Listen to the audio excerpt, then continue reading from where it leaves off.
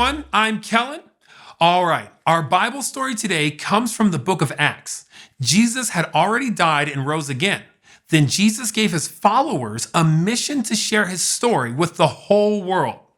One of his followers was a guy named Paul. Now, Paul had an amazing story too.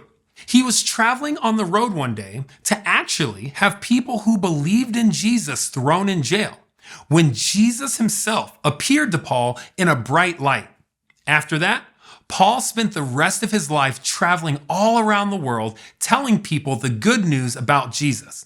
Our story today took place almost 2,000 years ago when Paul was in Athens, Greece. Here I am in Athens, waiting for my friends Silas and Timothy. Where are they? Look at all these statues made to different gods. A god of war? A goddess of corn? Oh, it makes me so upset. And here, an altar to an unknown god? I must go to the market. Paul went to the market to tell the good news about Jesus. He talked to anyone who would listen. Let me tell you about Jesus. He was God's son, and although he died, God raised him from the dead. What is this fellow chattering about? Seems he's talking about gods we've never even heard about. We must get him to the Areopagus. Athens was a place where people came from all over to discuss new ideas. The Areopagus was one of those places where this happened. Now, Paul was taken to the Areopagus, and the people had questions. What is this new teaching you're giving us? You have some strange ideas we've never heard before.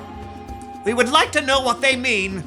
People of Athens, I see that you are very religious in every way. As I walked around, I looked at the things you worship. I found an altar to an unknown god. So you don't know what you're worshiping? Now I'm going to tell you about this unknown god. We're listening. In Athens, there were statues to all different kinds of gods. Paul could have just been angry about this, but instead, he found an opportunity to tell the Athenians the story of the creator of the universe, the one true God. He is the God who made the world and everything in it. He doesn't live in temples made by human hands. He's not served by human hands. The God I'm telling you about today gives life and breath to all people. Paul told them that God made people all over the world, and he decided where they would live.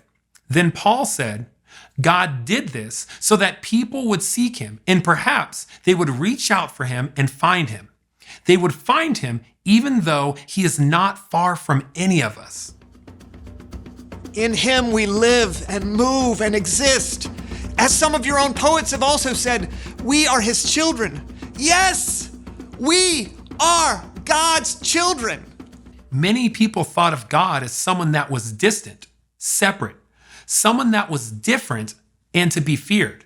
But Paul was telling them about the God that we know, a God who loves us so much that we're treated and cared for like we are God's children. So we shouldn't think that God is made out of silver or gold or stone. He isn't a statue made by clever people. God has proved this to everyone by raising Jesus from the dead.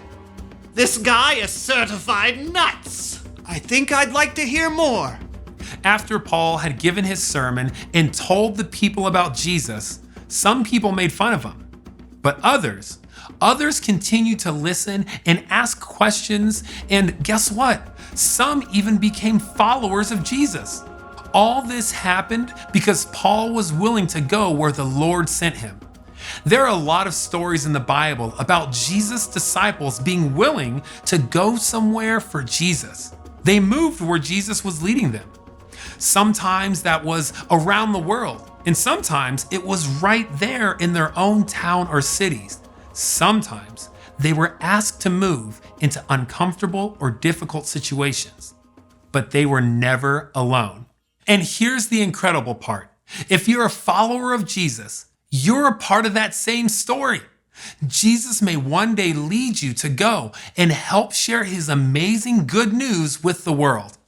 You can do what Jesus says, believe who he is, love who he loves, and share what he did.